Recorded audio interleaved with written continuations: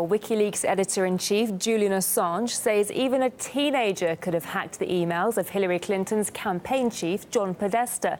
Thousands of emails were published by the whistleblowing website before the presidential election, leading to claims from Washington that Russia was behind it all. Our source is not the Russian government, and it is not a state party. This is something a 14-year-old kid could have hacked. Assange gave this interview to Fox News, of course, from the Ecuadorian embassy in London behind me, where he's been holed up for the last 5 years and counting. And the reason that he's talking about a teenager being able to hack into these emails was because, unbelievably, it transpires from the leaked emails that the password to Podesta's account was, in fact, the word password. And he couldn't remember even that. Well, the reason we know it is because one of the leaked emails is from a staffer of his reminding him that his password is password, and also that his username was his own name. There's evidence of him forgetting other passwords too. His Apple ID, for example. He emails staff again to ask them to remind him what it is.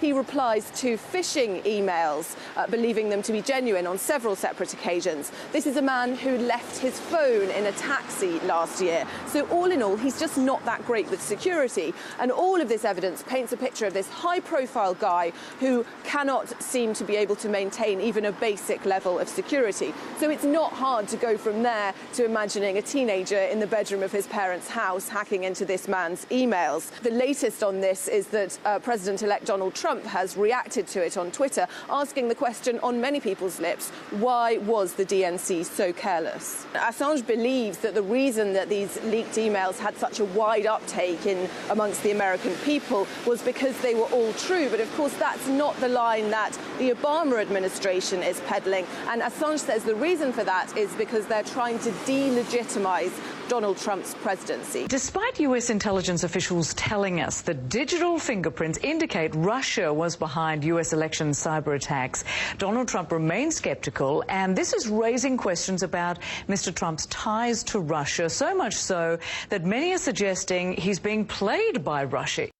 They're trying to delegitimize Trump administration, so as it goes into the White House. Obama's response, as we know, has been pretty severe. Last week, he slapped sanctions on Russia, and he also expelled 35 Russian diplomats. This was all, though, based on a joint report by the FBI and Homeland Security, which we know had a disclaimer on it saying that it was for informational purposes only. Despite Assange's denials and this lack of evidence, the reports of alleged Russian hacking have been doing the rounds on Western media for months now. We are also following new details on the Russians' motives for hacking and meddling in the U.S. presidential election. Hacking and leaking that the administration says the Russians carried out. The CIA has concluded Russian hackers intervened in the U.S. election. The fact that they did not focus on this issue to the extent that we thought they would and they should is something that I think the press needs to do some introspection about.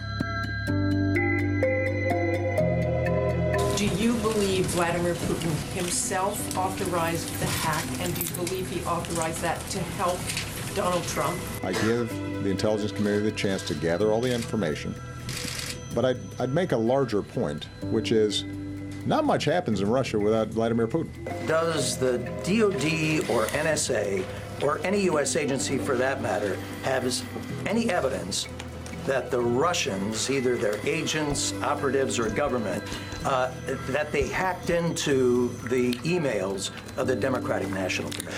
What proof does anyone have that they affected the outcome? Because I've heard zero.